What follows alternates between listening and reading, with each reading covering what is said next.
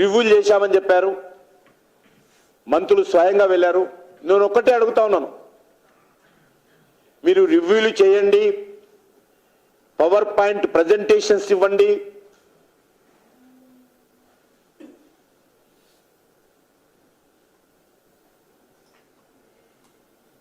ప్రకటనలు మాత్రం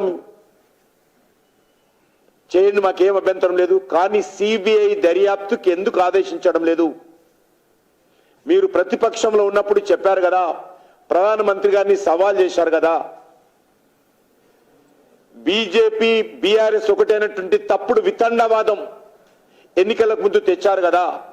ఈరోజు నేను సవాల్ చేస్తా ఉన్నాను బీజేపీ స్టేట్ ప్రెసిడెంట్ గా, మీరు బీఆర్ఎస్ పార్టీ కాంగ్రెస్ పార్టీ ఒకటి కాదు అని అనుకుంటే, దమ్ముంటే సిబిఐకి దర్యాప్తుకు ఆదేశించాల్సిందిగా నేను సవాల్ చేస్తా ఉన్నాను.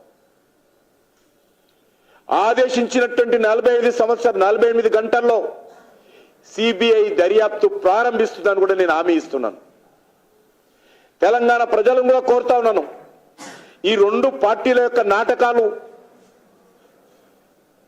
చూడాల్సిందిగా కోరుతా ఉన్నాను.